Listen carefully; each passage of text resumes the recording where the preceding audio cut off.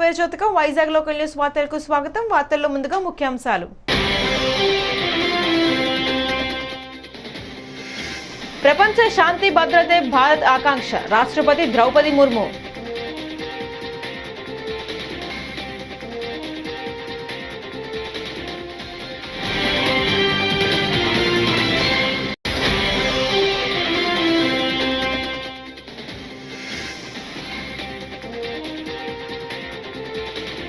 మేం కూడా లడ్డూపై చర్చిద్దామని కోరుతున్నాం, బొత్స సత్యనారాయణ.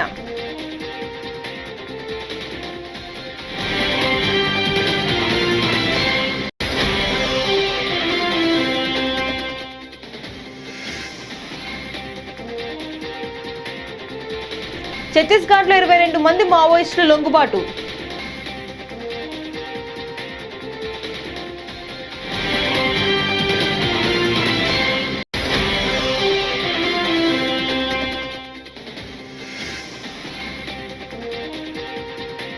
అన్నమయ్య జిల్లాలో చిన్నారిపై అత్యాచారం, చెరువులో శవమై తేలిన నిందితుడు.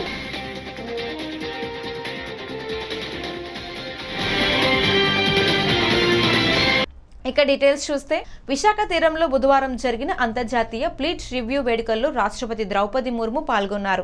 ఐఎన్ఎస్ సుమేధ నౌకపై రాష్ట్రపతితో పాటు governor justice Abdul Nazeer, CM Chandrababu, deputy CM Pawan Kalyan ప్రయాణించి 71 యుద్ధ నౌకల విన్యాసాలను తిలకించారు. ప్రపంచ శాంతి భద్రతే భారత్ ఆకాంక్ష అని, సముద్ర మార్గాల భద్రతల్లో భారత్ నౌకాదళం కీలక పాత్ర పోషిస్తుందని రాష్ట్రపతి కొనియాడారు.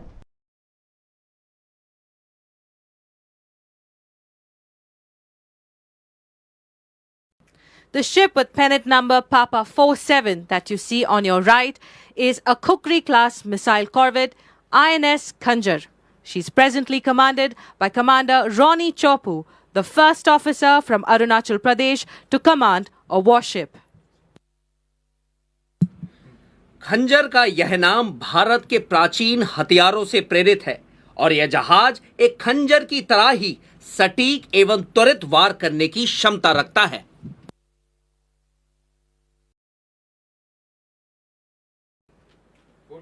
She is affiliated with both Indian Army and Indian Air Force units.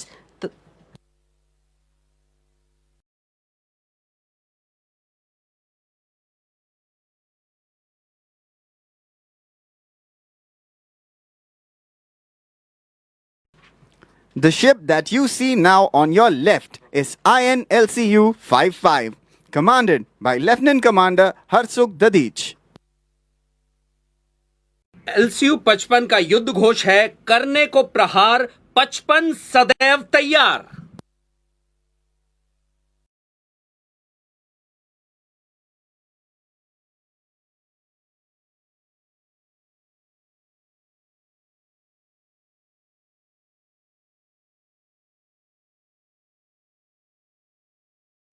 The White Hull ship on your right-hand side is a Samad-class offshore patrol vessel, ICGS Sujay, commanded by DIG Davis John Manoj.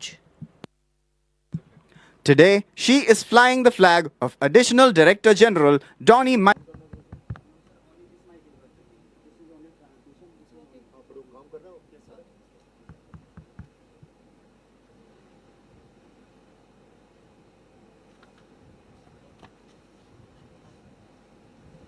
Governor of Jharkhand, Andhra Pradesh, Sri Justice S. Abdul Nazir ji, Chief Minister of Andhra Pradesh, Sri N. Chandrababu Naidu ji, Union Minister Sri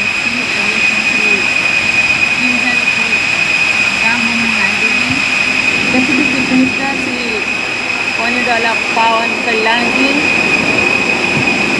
Chief of the Naval Staff, Admiral Dinesh and the Honorable President of India, the Supreme Commander of Indian Armed Forces, is addressing the officers and other ranks of INS Sumedha and officers and sailors of the Indian Navy and friendly foreign navies. Ladies and gentlemen, Namaskar.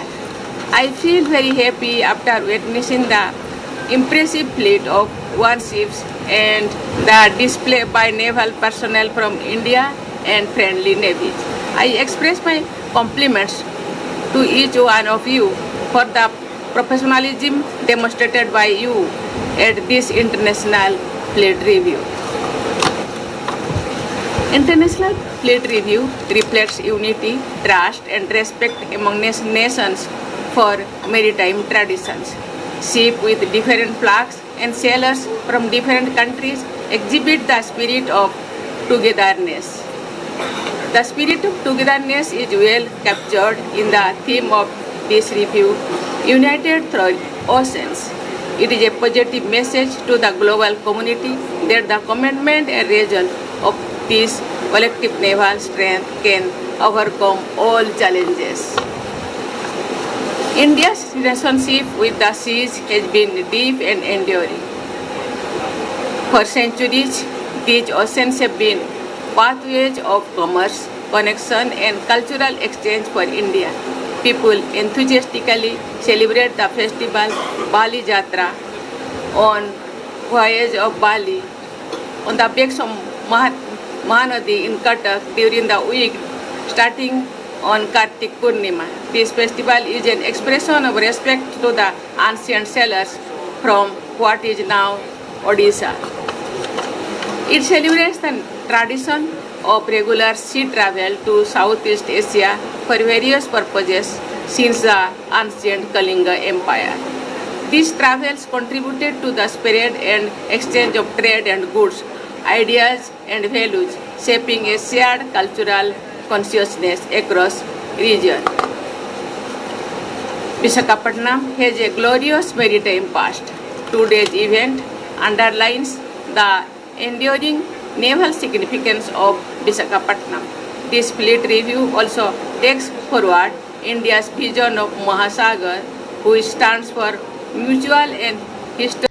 ఛత్తీస్గఢ్లోని సూక్మా జిల్లా కేంద్రంలో 22 మంది మావోయిస్టులు SP Kiran Chauhan ఎదుట లొంగిపోయారు. వీరంతా militia commander గోంచే హుంగా ఆధ్వర్యంలో పనిచేస్తున్నారని SP తెలిపారు. సిఆర్పీఎఫ్ క్యాంపులు, కూంబింగ్ ఆపరేషన్లు ప్రధాన నాయకుల లొంగుబాటుతో గ్రామస్థాయిలో పనిచేసే సానుభూతి పరులు, మిలిషియా సభ్యులు జనజీవనంలోకి వస్తున్నారని, వారికి ప్రభుత్వం పునరావాసం కల్పిస్తుందని ఆయన వెల్లడించారు.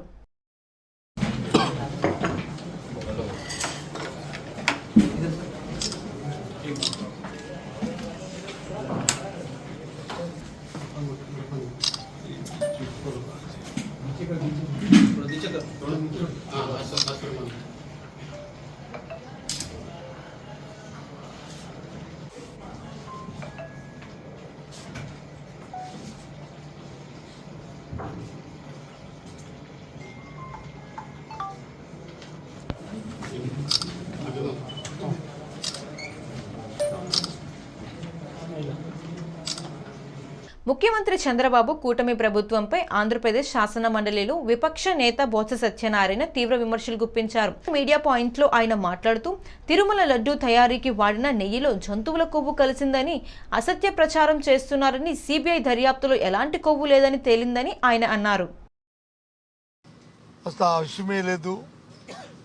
అని చెప్పిన నేపథ్యం అవన్నీ కాకుండా చంద్రబాబు నాయుడుకున్న ధనదాహంతో, ఆయనకున్న ఆ దుర్బుద్ధితో, ఆ దేవదేవుడి మీద నైవేద్యం మీద ఆసరా పెట్టుకొని 320 రూపాయలకి కొంటున్న నెయ్యిని ఏదైతే హెరిటేజ్తో సంబంధాలు ఉన్నా ఇందాపూర్ సంస్థ ద్వారా, డైరీ ద్వారా సప్లై చేస్తూ దోచుకు తినడానికి ప్రయత్నం చేస్తున్న నేపథ్యం గత వారం రోజులుగా రాష్ట్ర ప్రజలందరూ కూడా చూశారు. ఈ అంశం మీద చర్చించాలని చెప్పి మేము అడిగాం. ఇందాక ఒక నిమిషం ముఖ్యమంత్రి గారు వచ్చి ప్రభుత్వం తరఫున వచ్చి మాట్లాడుతూ ఆవిడన్నారు, కాదు ఇదంతా కల్తీ జరిగి చేశారు అని చెప్పేసి అని. అవునా, మేము దాన్నే తెచ్చామంటున్నాం. వస్తువులు తెలుస్తాయంటున్నాం. సిబిఐ ఏం ఫైండింగ్స్ తెలుస్తాయంటున్నాం. చంద్రబాబు నాయుడు గారి హెరిటేజ్ సంస్థ ఏ రకంగా దోచుకు తింటుందో ఈ రాష్ట్రంలో దేవదేవుడి తాలూకా నైవేద్యం రూపాన ఆయన ఎలా నైవేద్యం చేస్తున్నాడు, ఎలా కైంకర్యం చేస్తున్నాడో విషయాలు చర్చించమని కోరుతున్నాం. వారు రావట్లేదు. చాలా అత్యావసరమైంది బడ్జెట్ సమావేశంలో. ఒక పక్క బడ్జెట్ కూడా డొల్ల బడ్జెట్ పెట్టి ప్రజా సమస్యలకి ప్రజలకు కావాల్సిన అవసరాలు తీర్చడానికి కానీ ఎన్నికల్లో వాళ్ళు ఇచ్చిన మాట సూపర్ 6 అంశాలను కూడా పక్కన పెట్టి చేసిన బడ్జెట్. వాటి మీద కూడా చర్చించుకుందాం. దీని మీద డేట్ ఇచ్చి తర్వాత తదుపరి బడ్జెట్ చర్చ అయిన తర్వాత మళ్ళీ దీని మీద చర్చిద్దామంటే ప్రభుత్వం ముందుకు రావట్లే. ఎంతసేపు దాటవేత దూరం చేస్తూ కాలయాపన చేస్తూ కాలం గడిపేద్దాం అనే రీతిలో ఇవాళ ప్రభుత్వం ఉంది. చాలా దురదృష్టం. వాళ్ళ ఆలోచన ఒకటే, ఎవరి మీదో తెల్లి వాళ్ళని తుడుచుకోమని చెప్పే రకం తప్ప వాస్తవత రాదు. ఇవాళ క్లియర్ కట్గా క్రిస్టల్ క్లియర్గా ఇవాళ రాష్ట్ర ప్రజలందరూ కూడా ఆలోచన చేస్తా చూస్తున్నారు. ఆ దేవదేవుడి తాలూకా నైవేద్యం తాలూకా పేరు చెప్పి హెరిటేజ్ సంస్థ హిందాపూర్ అనే ఒక డైరీతో చీకటి ఒప్పందం పడి దోచు తింటుంది. ఇందులో ఏ విధమైన ద్వంద్వ ఆలోచన లేదు. ఇది వాస్తవం. రండి చర్చిద్దాం అంటే రావట్లే. ఎందుకు రావట్లేదు? ఎందుకు భయపడుతున్నారు? ఇంతకుముందు చెప్పారు కదా, ఏవో మాట్లాడారు కదా, మరి ఎందుకు దానికి వెనకేసుకొస్తున్నారు? ఏదైనప్పటికీ కూడా మా పార్టీ మేమందరం మా సభ్యులందరం కూడా ఒకటే నిర్ణయంతో ఉన్నాం. ఓ పక్క ప్రజా సమస్యలు జరగాలి, ఓ పక్క దీని మీద చర్చ జరగాలి.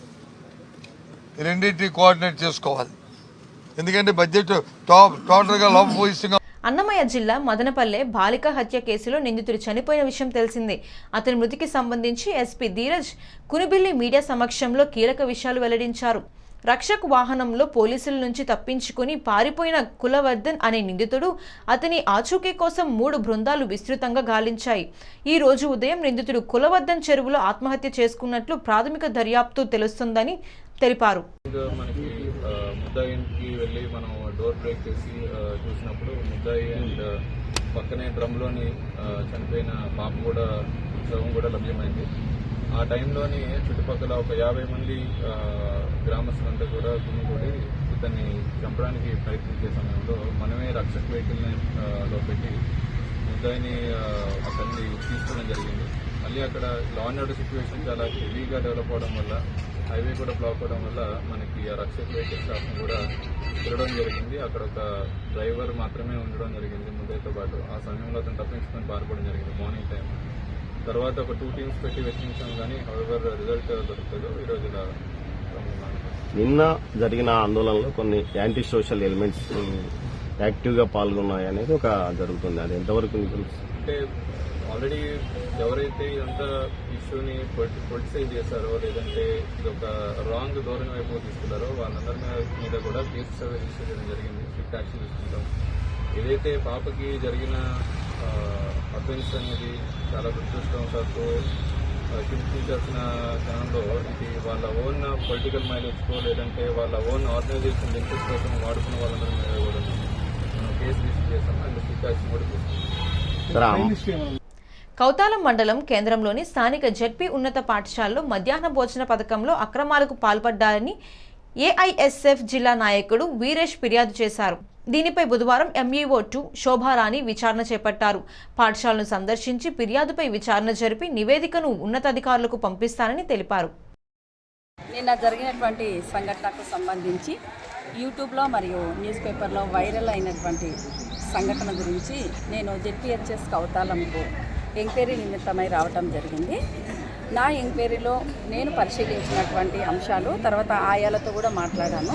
వారు ఏం తీసుకొని వెళ్ళారు, ఏం జరిగింది అని హెచ్ఎం గారిని కూడా విచారించటం జరిగింది. తర్వాత ఇంతకు ముందు ఉన్నటువంటి పాత స్టాక్ను కూడా, రైస్ను కూడా పరిశీలించాను. తర్వాత ఇంకా రికార్డ్స్ కూడా పరిశీలించి ఏదైతే ఇక్కడ జరుగుతున్నటువంటి విషయాన్ని, వాస్తవాన్ని ఉన్నతాధికారులకు తెలియజేయడానికి నా వంతుగా నేను కృషి చేస్తానని మీకు అందరికీ తెలియజేస్తాను. మేడం, ఇప్పటిదాకా మీరు ఎన్నిసార్లు? నేను వీక్లీ వన్స్ ఖచ్చితంగా వస్తుంటానండి. విద్యార్థులు ఇక్కడ మీకు సమస్యల గురించి ఏమేమి తెలియదు? ఒకసారి ఫుడ్ సరిగా లేదని చెప్పడం జరిగింది. నేను ఎండిఎం ఏజెన్సీ వాళ్ళకి షోకాస్ కూడా ఇచ్చాను. తర్వాత కొంచెము ఇక్కడ నీటి సమస్య ఉండింది. ఇది యాక్చువల్లీ వచ్చేసి పిఎంసి స్కూల్ అన్నమాట. నిధులు కూడా బాగానే కేంద్రం నుంచి రావటం జరిగింది. ఏవైతే సమస్యలు ఎదుర్కొంటున్నారో వాష్రూమ్స్ గురించి కానీ అవన్నీ కూడా హెచ్ఎం గారు ఒక్కొక్కటి చేసుకుంటూ వెళ్ళిపోతున్నారు. ఇప్పటికి ఎక్స్ట్రా క్లాస్ రూమ్స్ కూడా తయారయ్యాయి. అవి కూడా మనకు వాడుకలోకి వస్తాయి. తర్వాత కొంచెం మిడ్ డే మీల్స్ కొంచెం ఇబ్బందికరంగా ఉంది. ఆయాలతో మాట్లాడడము, ఎండిఎం వాళ్ళతో వాటన్నిటిని కూడా హెచ్ఎం గారి సహకారంతో హెచ్ఎం గారికి చెప్పడం కూడా జరిగింది. ఆయన ఇంకా బాగా చేపించడానికి తన వంతుగా తను నిధులు ఎంత విడుదలైంది, ఇప్పటిదాకా స్కూల్కి ఎంత ఖర్చు పెట్టుకున్నారు మేడం? ఇప్పుడు దాకా ఏమేమి చేసినారు సార్ చెప్పండి. ఇప్పుడు దాకా 2,10,000 ఖర్చు చేస్తాం. 2,10,000 వచ్చి స్లీపర్లను దౌర్జన్యంగా సంచులు చెకప్ చేయడం జరిగింది. నా ఎదురుగానే స్లీపర్లను ఘోరంగా మాట్లాడుతూ దౌర్జన్యంగా సంచులను ప్రదేశంలో నాకు బాధాకరంగా కనిపించింది. అతను పర్మిషన్ తీసుకురాకుండా లోపలికి వచ్చి చెక్ చేసుకునే తర్వాత సున్నం ప్యాకెట్లు దొరికినాయి అతనికి.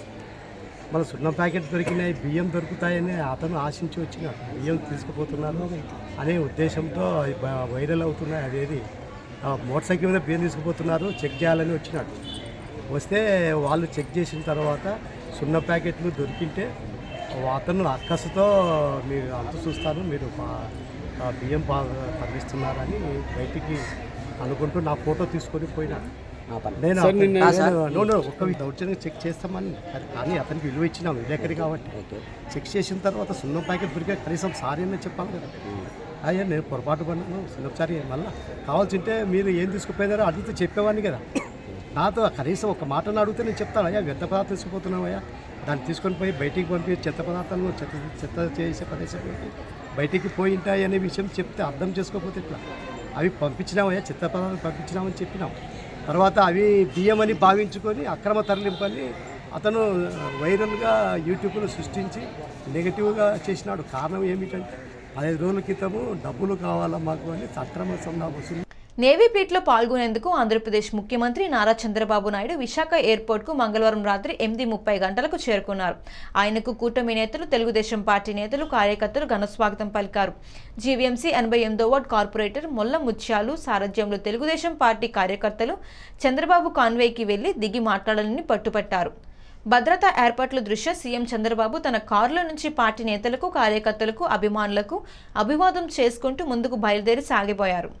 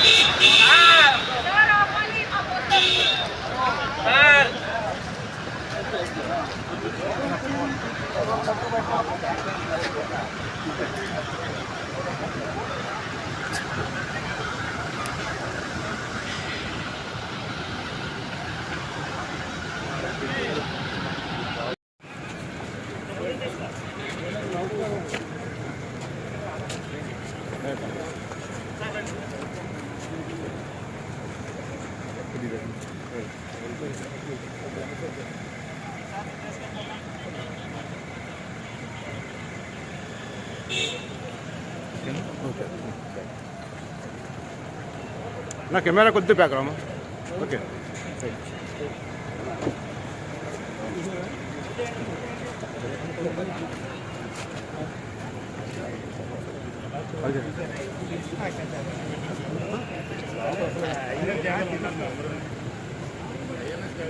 కర్నూలుకి చెందిన రామలక్ష్మమ్మ అనే మహిళ బుధవారం కర్నూలు డీఎస్పీ కార్యాలయంలో ఫిర్యాదు చేశారు. 2024లో పరివార్ ఇన్ఫ్రా ప్రాజెక్టులో 3.50 లక్షలతో ఓర్వకల్లు సమీపంలో 3 సెంట్ల స్థలం రిజిస్ట్రేషన్ చేసుకున్నారు. అగ్రిమెంట్ ప్రకారం నెలకు 3,500 చొప్పున 100 నెలలు చెల్లిస్తామని యజమాని జాకీర్ భాషా హామీ ఇచ్చారు. సెంట్లకు గాను 3,50,000 రూపాయలు పెట్టేసి ప్లేస్ కొన్నాము, ఫ్లాట్. అందులో అతను మనీ బ్యాక్ కూడా ఇస్తామన్నారు. మనీ బ్యాక్ వచ్చేసి నెలకు 3,500 చొప్పున 100 నెలలు ఇస్తామన్నారు. 8 మంత్స్ ఇచ్చేసి 1 ఇయర్ నుంచి స్టాప్ చేసేసారు మనీ బ్యాక్. ఇప్పుడు పోయి అడిగితే అతను మనీ బ్యాక్ లేదు, ఏం లేదు, ఎక్కడ చెప్పుకుంటారు చెప్పుకోపోండి అని గట్టి అడుస్తున్నారు. కాబట్టి మాకు మనీ బ్యాక్ వద్ద ఏమొద్దండి, మా డబ్బులు మాకు వాపస్ ఇచ్చేసేయాలి. మేము ఇప్పుడు ఆయన నమ్మే పరిస్థితుల్లో లేము. మనీ బ్యాక్ అయినా లేదన్నప్పుడు ఇంకా మిగతా డబ్బులు ఆయన ఎక్కడి నుంచి తెచ్చిస్తారో మాకు అతనిపైన నమ్మకం లేదు. కాబట్టి మా డబ్బులు మాకు వాపస్ ఇచ్చేయాలని కోరుకుంటున్నాం. 3,50,000 కట్టినామండి. ఇప్పుడు అడిగితే మనీ బ్యాక్ అడిగితే అతను మనీ బ్యాక్ ఇప్పుడు లేదు, అప్పుడు ఉంది, ఇప్పుడు లేదు అంటున్నాడు. మనీ బ్యాకే లేదు, తీసేసామంటున్నాడు. స్థలం నా పేరు మీదనే ఉంది. ఉంది అండి. పూర్వకల్లు అగ్రిమెంట్ లో మనీ బ్యాక్ ఉంది. అగ్రిమెంట్ మనీ బ్యాక్ అన్ని రాసుకున్నాం కాబట్టి మేము అక్కడ ప్లేస్ తీసుకున్నాము, లేదంటే తీసుకోండి. లోపలికి ఉంది, పూర్వకల్లు దగ్గర ఉందండి. అది ఒంగోలు జిల్లాలో హౌసింగ్ శాఖ అధికారులు గృహ నిర్మాణంలో నిర్లక్ష్యంగా వ్యవహరిస్తున్నారని కలెక్టర్ రాజాబాబు అసహనం వ్యక్తం చేశారు. లబ్ధిదారులను గుర్తించడంలో, మంజూరైన గృహాలు పూర్తి చేయడంలో జాప్యంపై ఆయన అధికారులను ప్రశ్నించారు. ఇకపై ఇలాంటి నిర్లక్ష్యం సహించబోనని, పెండింగ్లో ఉన్న గృహాలను వెంటనే పూర్తి చేయాలని ఆదేశించారు. లేదంటే లబ్ధిదారుల నగదును ఇతర అవసరాలకు వాడుకుని నష్టపోయే ప్రమాదం ఉందని హెచ్చరించారు. కమిషనర్స్ పట్టించుకోలేదు అండ్ ఎంపీడీఓస్ హౌసింగ్ ది పట్టించుకోలేదు. So the core duties of the municipal commissioner and the MPDOs ఈ providing the housing to the public. That is the core fundamental duty of developing officer. So ఈ this developmental officers కంప్లీట్గా housing అనే దానికి priority ఇవ్వకపోకుండా, but I don't know why they totally left this. Then ఆటోమేటిక్గా ఏమైందంటే ఇప్పుడు మనకి MPDOs తర్వాత మున్సిపల్ కమిషనర్స్ లోకల్లో హౌసింగ్ గురించి అడగలేదు.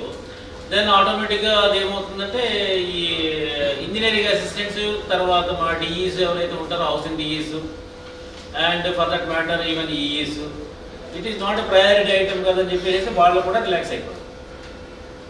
సో గవర్నమెంట్కి పాజిటివ్ పర్సెప్షన్ ఎప్పుడు వస్తుంది?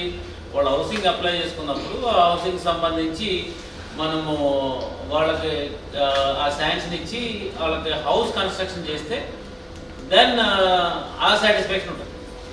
హౌస్ కన్స్ట్రక్షన్ చేయకపోకుండా వాళ్ళు అట్లాగే పెట్టుకుని ఉంటే తర్వాత దీస్ హౌసెస్ అన్నీ కూడా ఏంటి, poor people houses. They are not actually as rich as you expected. They are all poor పీపుల్కి ఏముంటుందో జనరల్గా, if I have some money, నాకు ఇమీడియట్ నీడ్స్ కొన్ని ఉంటాయి, 10-15 నీడ్స్ ఉంటాయి. సో ఆ నీడ్స్ అన్ని కూడా ముందు నేను ఇది అడ్రస్ చేసుకుందాంలే, హౌసింగ్ తర్వాత ఇప్పుడు అవుతుందా, ఇంకా కొంత టైం పడుతుంది, ఇట్లాంటి ఆలోచనస్ ఉంటాయి. ఇది జనరల్ టిపికల్ ది నీడ్స్ ఎక్కువ ఉన్నటువంటి ఫ్యామిలీస్లో ఉండేది. ఈ లోపల ఏదో ఒక అవసరం వస్తుంది వాళ్ళకి, ఉన్న డబ్బులన్నీ కూడా చేస్తారు. సో అదే కనుక మనం కంటిన్యూగా పర్సూ చేసి ఇల్లు కడితే ఒకసారి హౌస్ అనేది వచ్చిన తర్వాత that related to the lot of satisfaction. రెండోది ఏంటంటే it add dignity to the family. So మీరు అది అర్థం చేసుకోవాలి. తనపై ఎన్ని కేసులు పెట్టినా వెనక్కి తగ్గేదే లేదని మాజీ మంత్రి వైసీపీ నేత అంబటి రాంబాబు స్పష్టం చేశారు.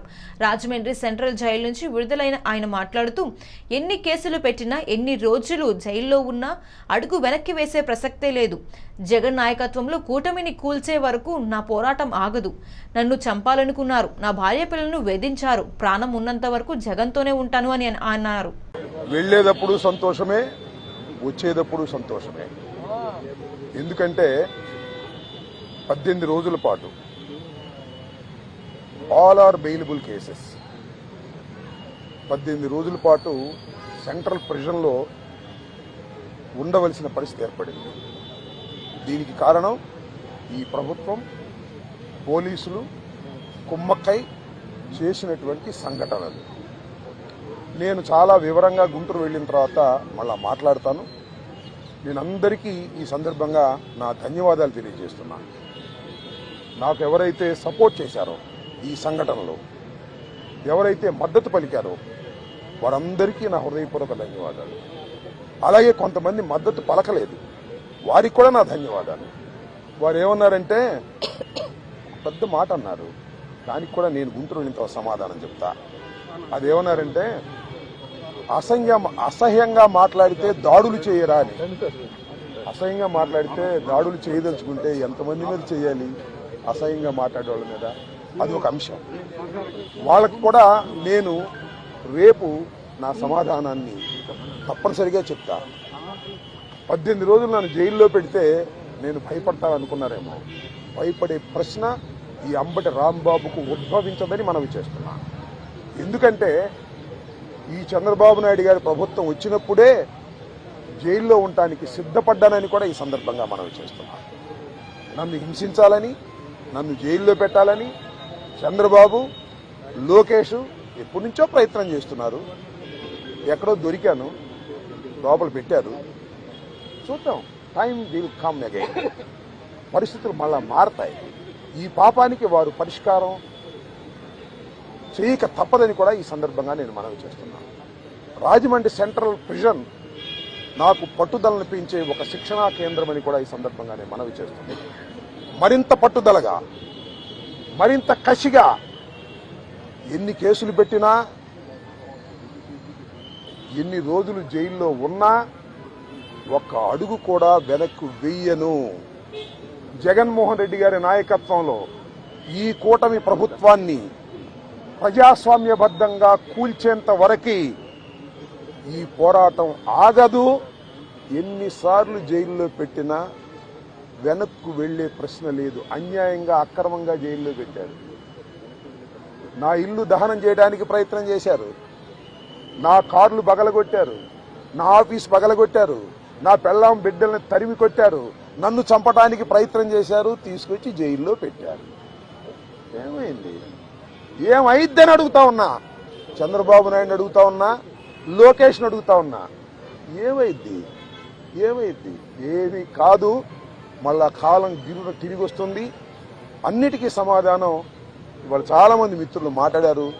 బయట జరిగిన సంఘటనలు నాకు తెలియదు, చాలా తక్కువ మాత్రమే, పేపర్లో ఉన్నవి మాత్రమే నేను తెలుసుకున్నాను. జైలు జీవితాన్ని నేను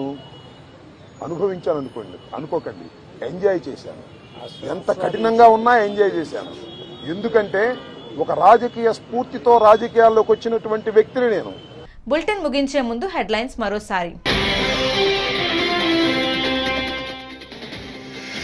ప్రపంచ శాంతి భద్రతే భారత్ ఆకాంక్ష, రాష్ట్రపతి ద్రౌపది ముర్ము.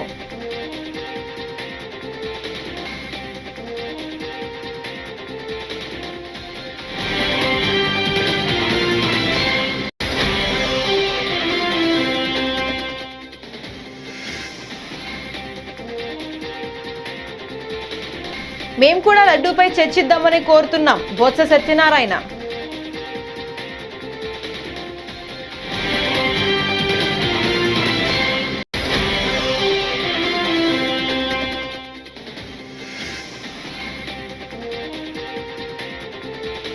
ఛత్తీస్గఢ్లో 22 మంది మావోయిస్టులు లొంగుబాటు.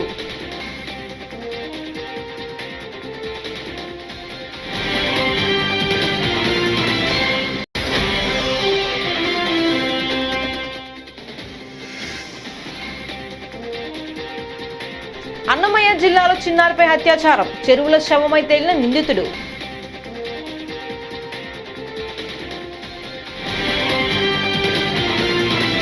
ఈ వార్తలు ఇంతతో సమాప్తం. నమస్కారం.